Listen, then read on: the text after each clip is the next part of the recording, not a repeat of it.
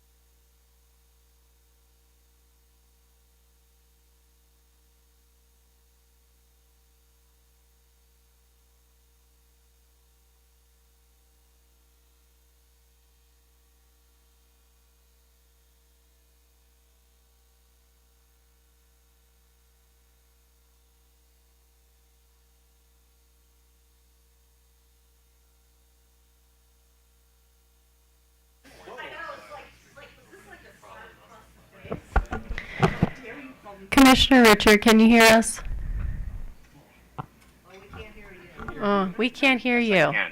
Oh, there we go. Thank you.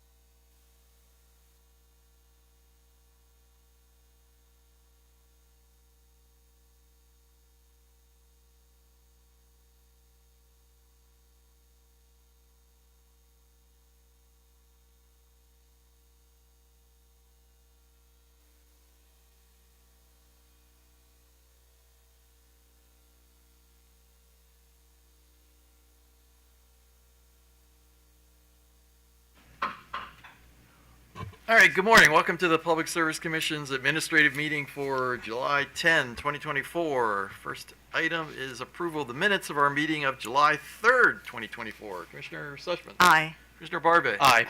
Commissioner Richard. Aye. I vote aye. Morning, Mr. Chair. There are 5 items on today's consent agenda. Item number 1 is a notification from Think Big Networks LLC of participation in certain financing arrangements. Items 2 through 4 are updated Type 2 standard offer service rates from Baltimore Gas and Electric Company, Delmarva Power and Light Company, and Potomac Electric Power Company. And item number 5 is a notice from Horizon Power and Light LLC and Federal Power and Gas LLC of a change in ownership. Okay, regarding item 1, I move that we note the filing. Commissioner Sushman. Aye. Commissioner Barbe. Aye. Commissioner Richard. Aye. I vote aye. Regarding items 2, 3, and 4, I move that we accept the tariff provisions for filing with an effective date of September 1, 2024. Commissioner Sushman. Aye. Commissioner Barbe. Aye. Commissioner Richard. Aye. I vote aye. And regarding item 5, I move that we note the filing. Commissioner Sushman. Aye. Commissioner Barbe. Aye. Commissioner Richard. Aye. I vote aye. Item number 6 on the administrative agenda is a request from Albert Neville that the Commission allow existing geothermal systems to recertify as part of the post-2022 geothermal carve-out.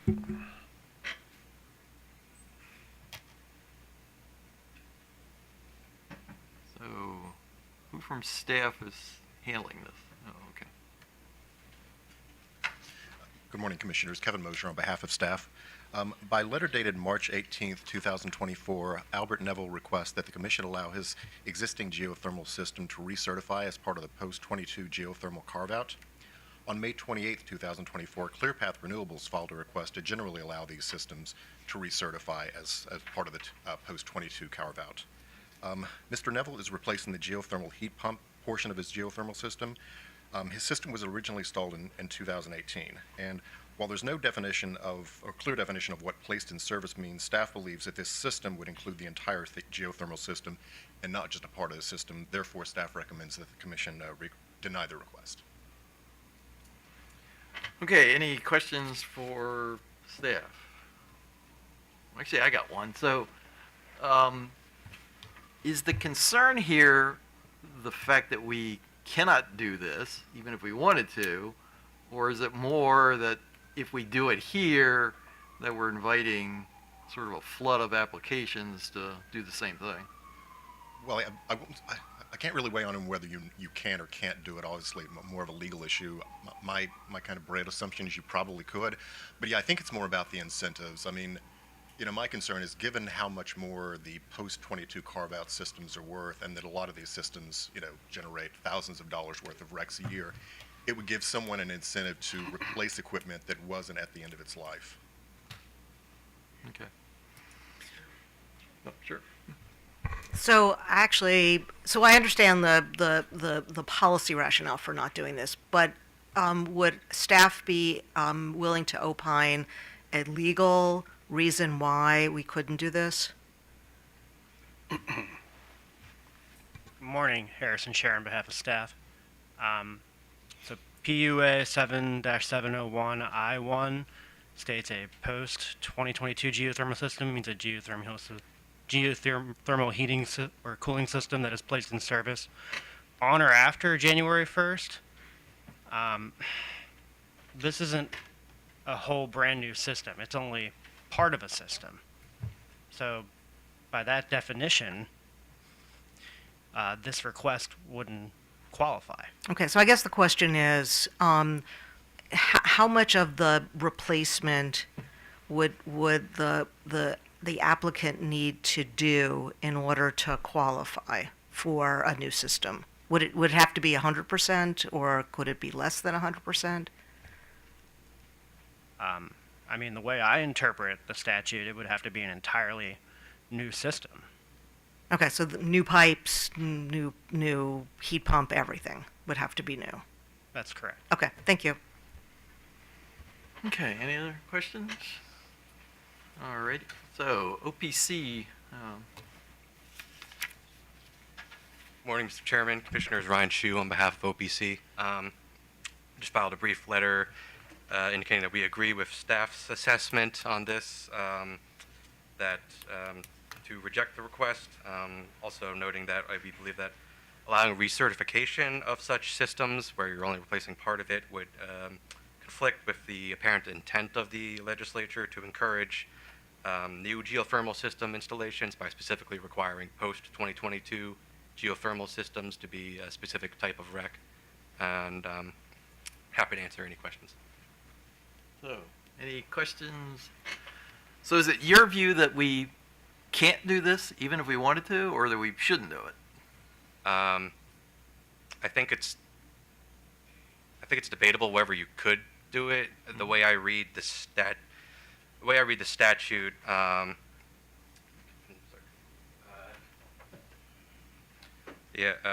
staff just read, 7701I1 has states the post-2022 geothermal system, and then, but then if you look at there's a further definition of what a quote-unquote geothermal heating system is in 7701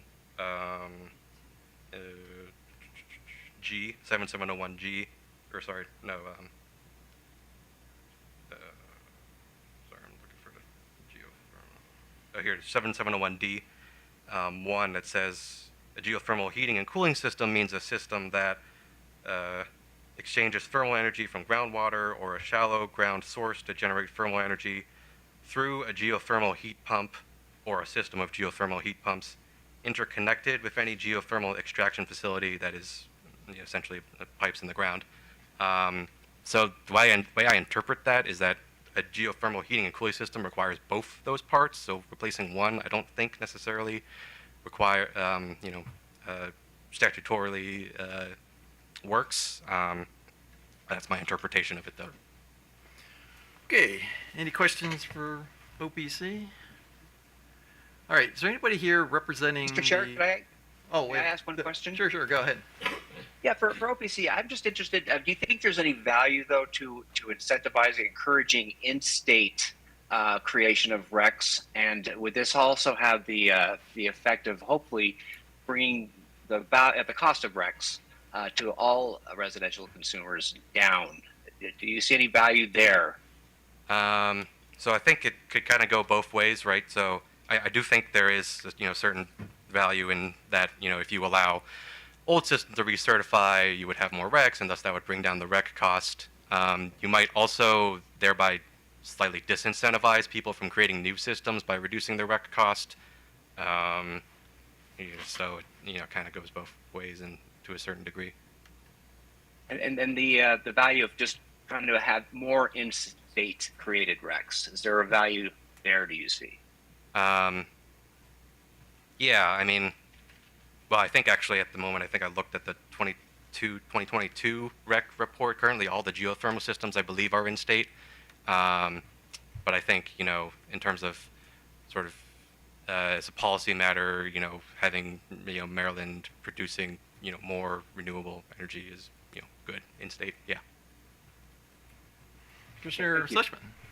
So I'm assuming, based on your comment, that on some level it would be almost impossible to try to parse out what is replacement as opposed to what is sort of just dealing with wear and tear.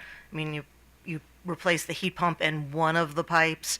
Is that enough? And so it's kind of a slippery slope. And then you probably also have the challenge of gaming. And then it's sort of like whack-a-mole. I mean, then we're just sort of chasing around and trying to figure out what's a legitimate and what's not a legitimate replacement in terms of being certified for these new RECs. Yeah, I would agree with that, Commissioner. Okay, thank you. So, anybody else? So, is there anybody here on behalf of the applicant? Okay, so why don't you introduce yourself and tell us whatever you would like to say. So.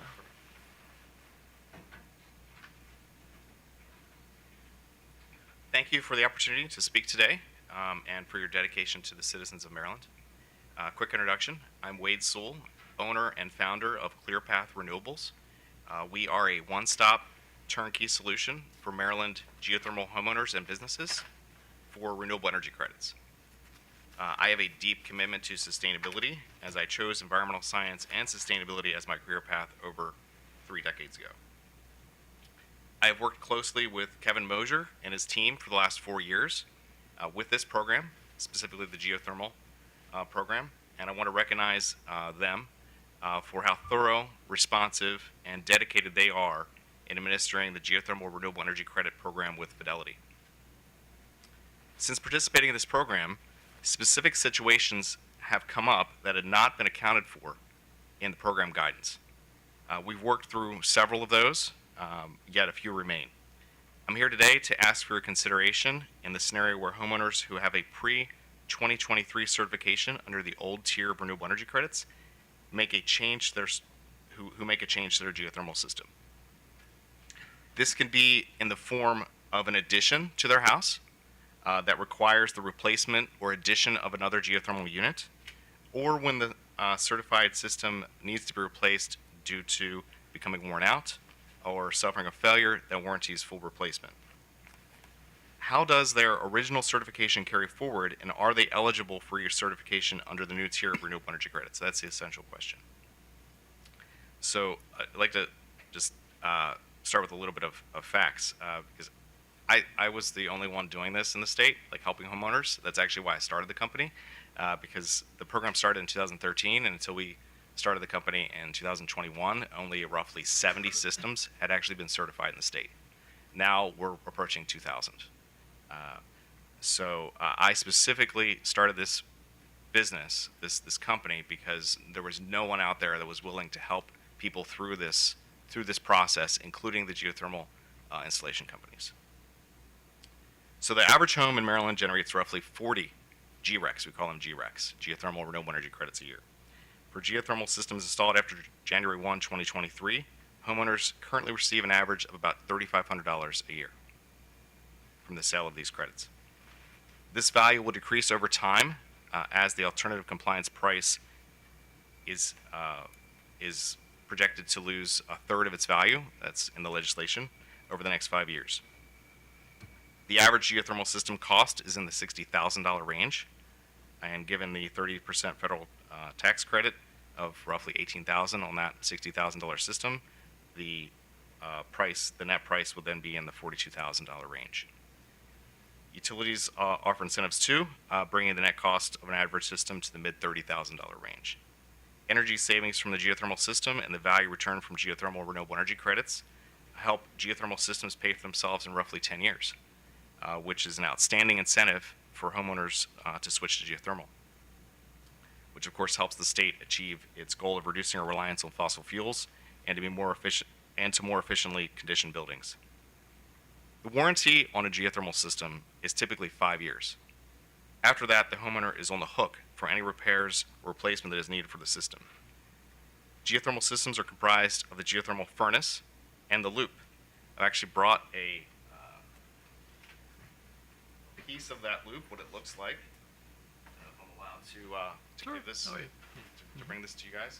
It actually says geothermal pipe on it. It's manufactured in Titusville. I may approach. Sure, yeah. Sure. This actually came from my install. I installed geothermal in 2016, and they had an extra piece of pipe, and I saved it.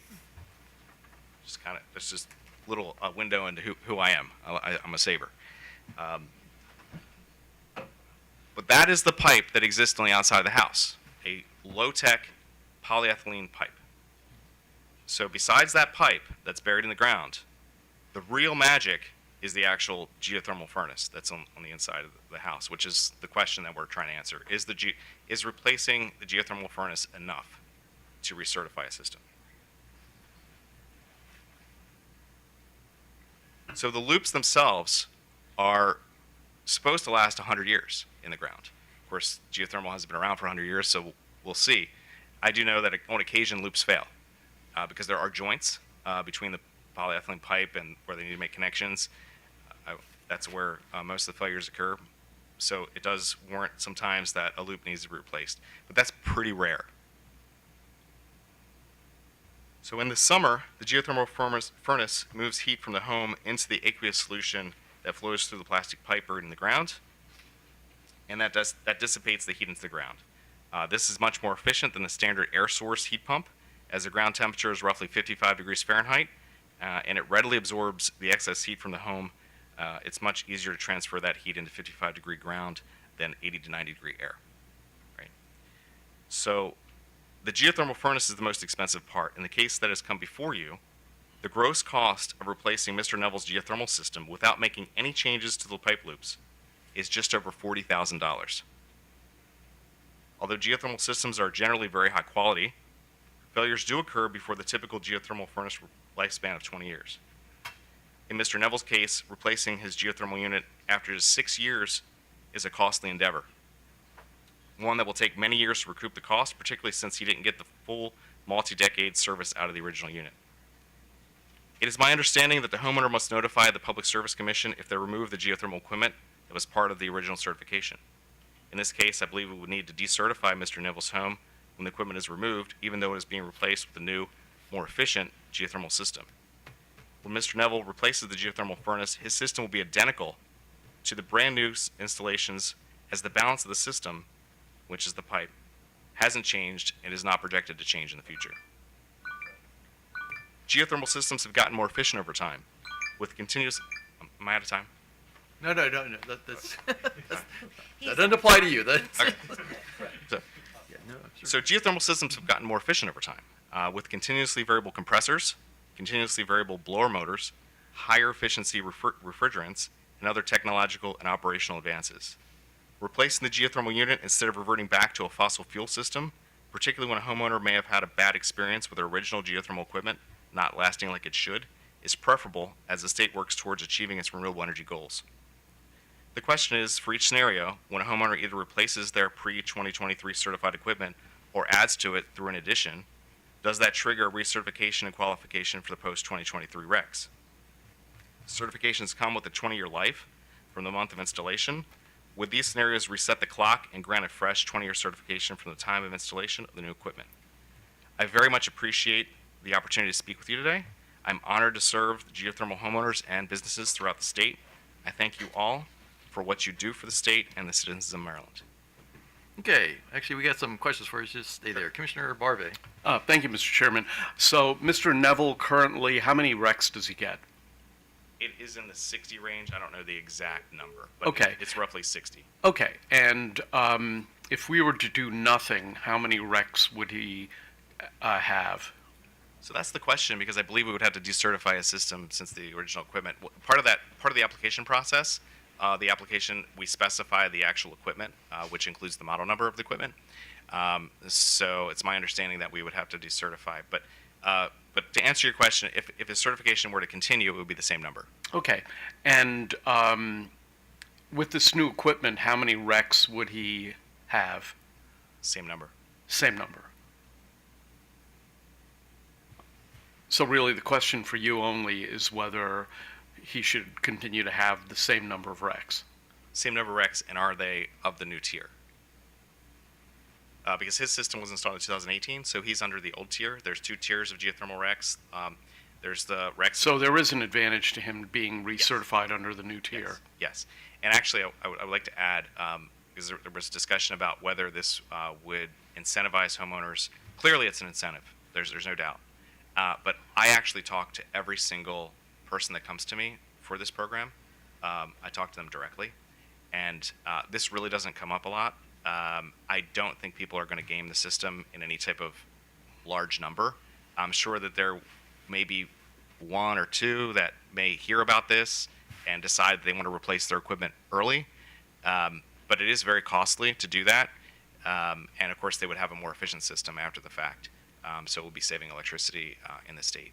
And I think that that's one of those things where it'd be hard to monitor police and police whether someone is gaming the system. But from my experience talking with hundreds and even thousands of homeowners across and businesses across this state, I really don't think that that is going to be a major issue.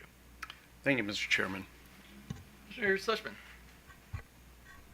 Okay, so, Mr. Neville, you've, I'm not. No, he's okay. Mr. So he's Oh, Sewell. Mr. Sewell. I've got to get the, everybody's got to, put Mr. Neville's system. I should have a, okay, should you have a name. put, okay, Mr. Sewell. That's fine. So, you've explained to us that the majority of the cost is in the heat pump and not in the, Typically. so when you're building out the system, about how much would a homeowner spend in putting the pipes in?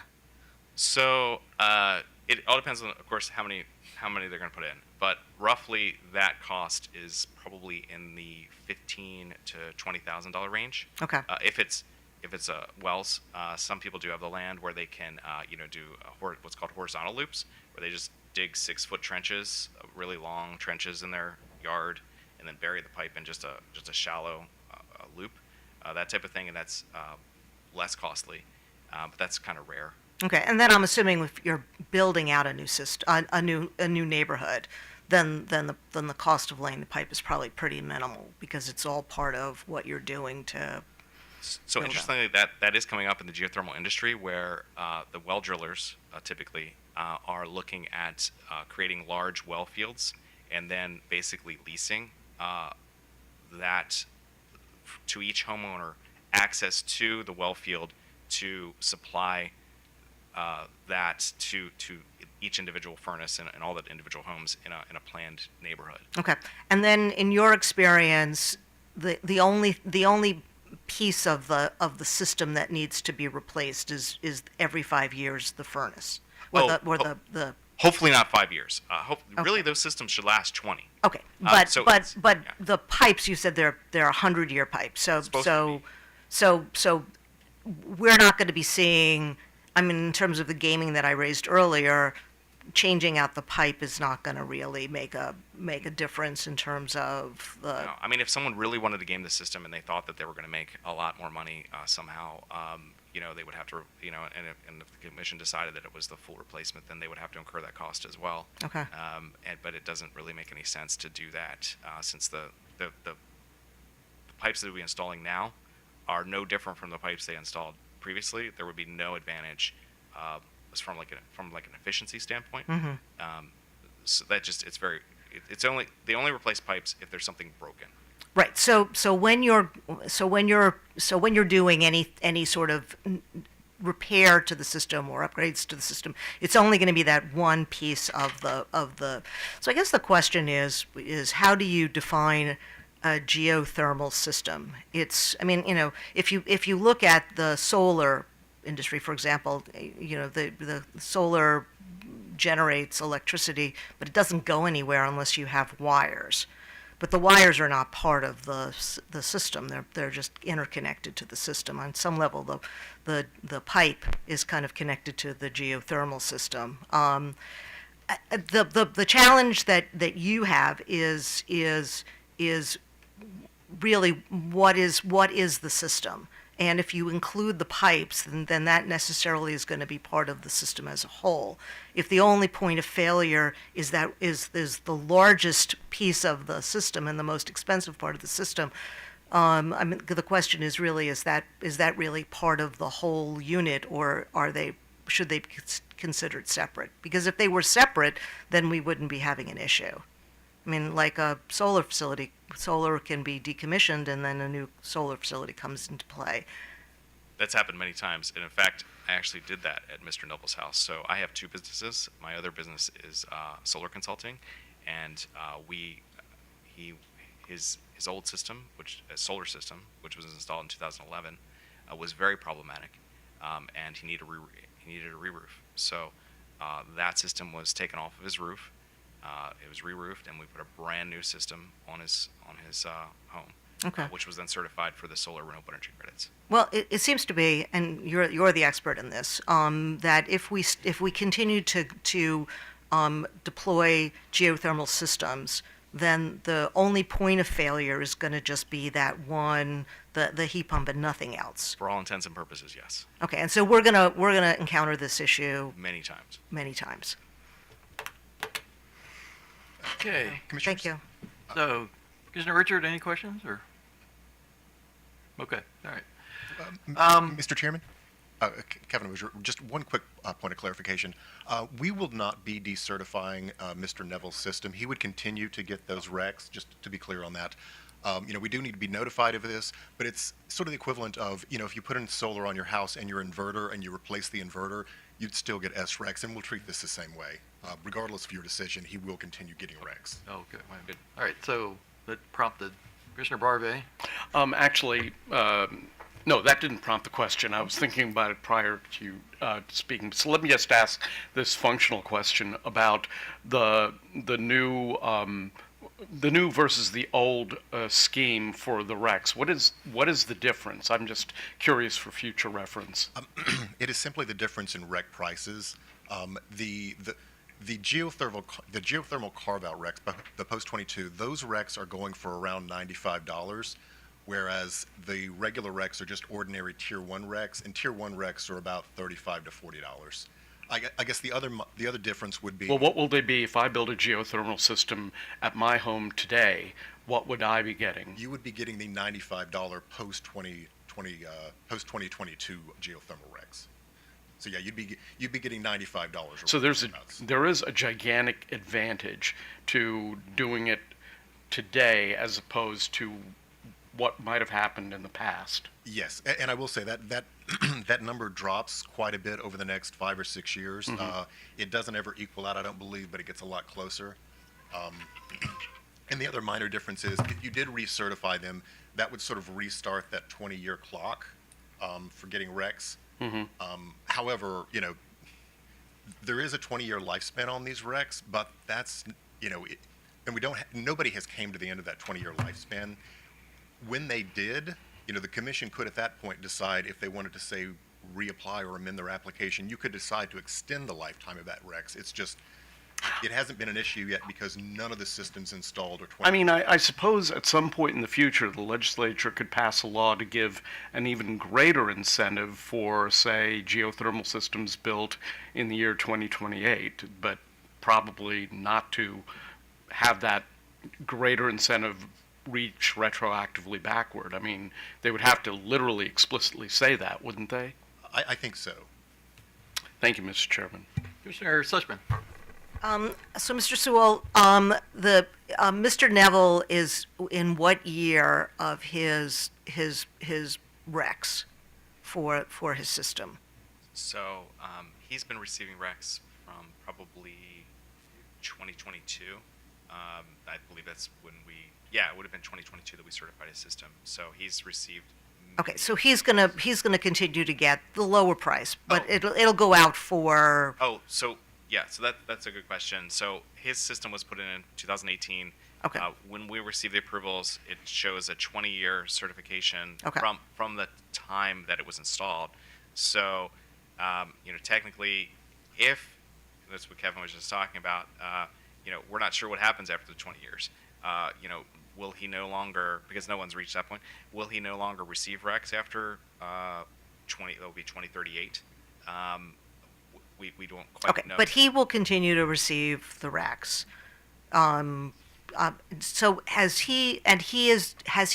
he's installed a new system. Not yet. He was on the precipice of installing it. Okay. And I told him that I don't believe his system will be, because it's on its last legs. It will be, recertified. So he has put a pause on that. Okay. Until this decision. And he's doing it because the new system is more efficient. From what I understand, is that his system has challenges that really can't be overcome long term. It needs a replacement. Okay. So it's like it's been band-aided.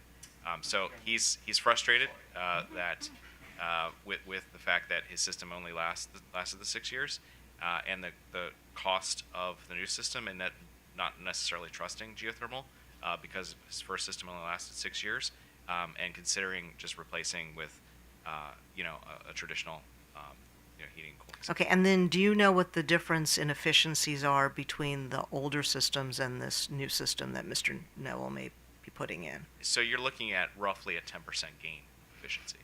Okay. Mr. Barbie. Yes, so the system that's being deinstalled, how old is that? 6 years. And the warranty doesn't cover 6 years? It's a 5 years. It's a 5-year warranty. Okay. All right, so I take it from some of the comments you made earlier, you have read staff's comments, and in particular, their concern that if we do it here, then we're inviting everybody and who's got one of these things to show up and try and do this. Right. So the second question, were you involved in, I know you're not a lawyer, but were you involved with the passage of the legislation creating the new incentives? I was not. Okay, all right. Okay, well, so my thought on this is that when the General Assembly, and Commissioner Barbie, you can correct me if you think I'm wrong on this, but it strikes me that when the General Assembly creates these incentives, it is usually a forward-looking process. They're looking to increase activity in a certain area, so they use the tax code and other things to create those opportunities.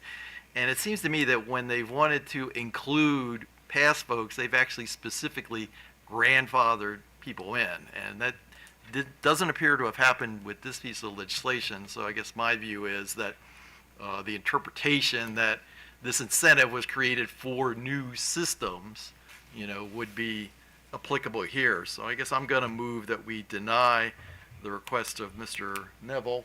But when we issue the order, we will make an attempt to provide some clarification as to how we've interpreted what the legislation was seeking to do.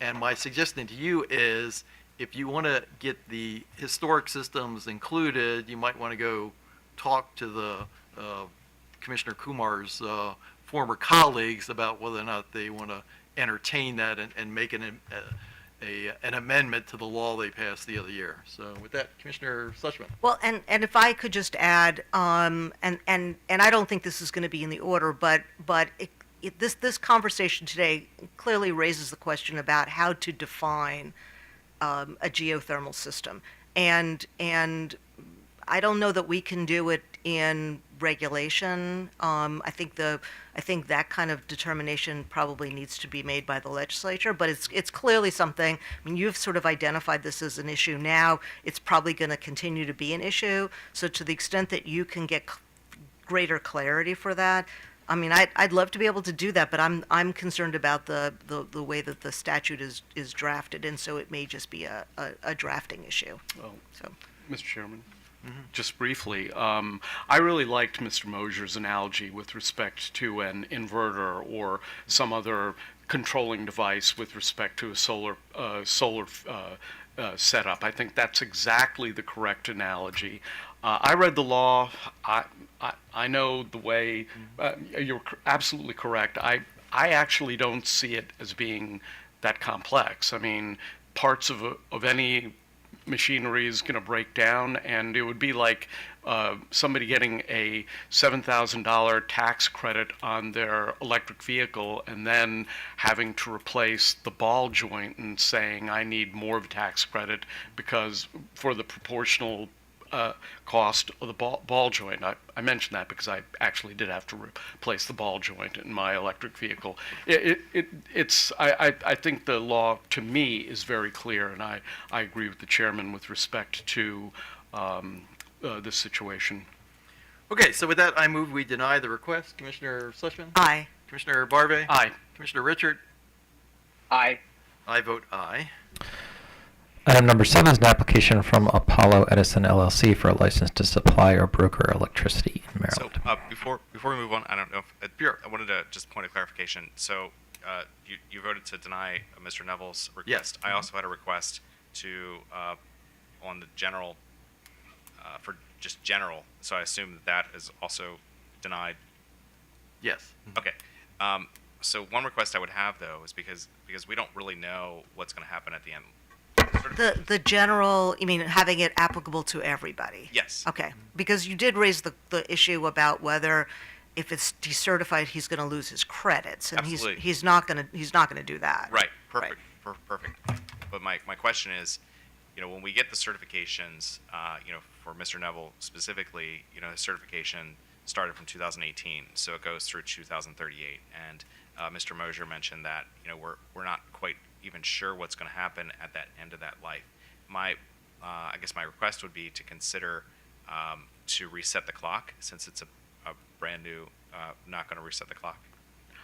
Mr. Chairman, if I could comment, I mean, a decision was made to buy the system at a point in time where the clock began counting at that point to a date certain.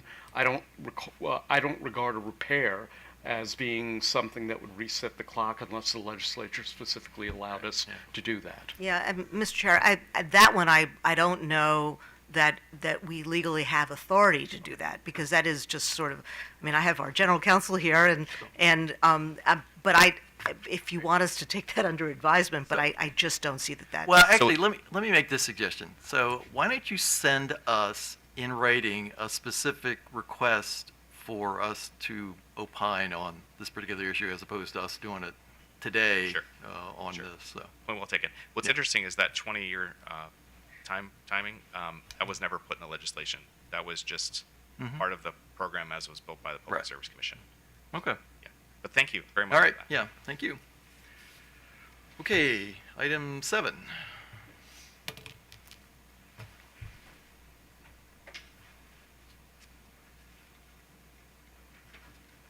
Good morning, Chair and Commissioners. Andrew Schlicht on the behalf of staff. On March 14th, 2024, the Commission received an electric broker application from Apollo Edison. This application was incomplete.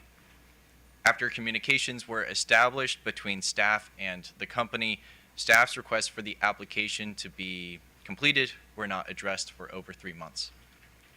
Yesterday, on July 9th, staff invited the company to attend today's administrative meeting.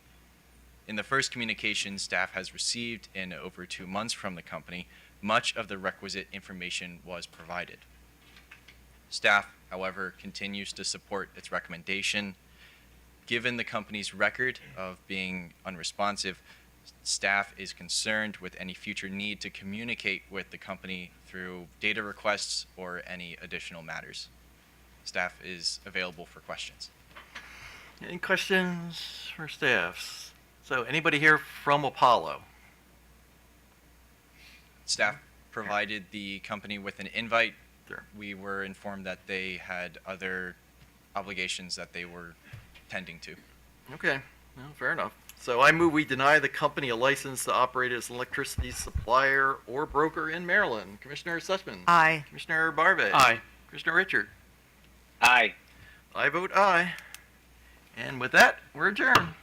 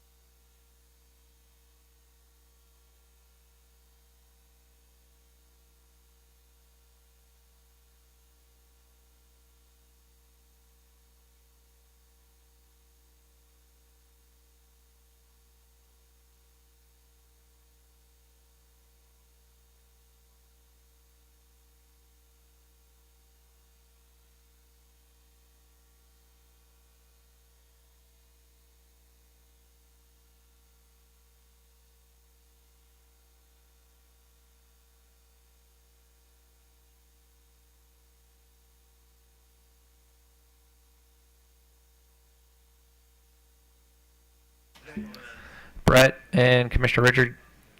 Yes. Can you hear me? Yep. Brett. Yep, can you hear me, Andrew? Yep. What's the plan now? I see you. 10:50. 10:50. Okay. Cool. All right. Yep. 6 minutes, I guess. Uh huh. Yeah. I'm just gonna turn this stuff off for a while until we start.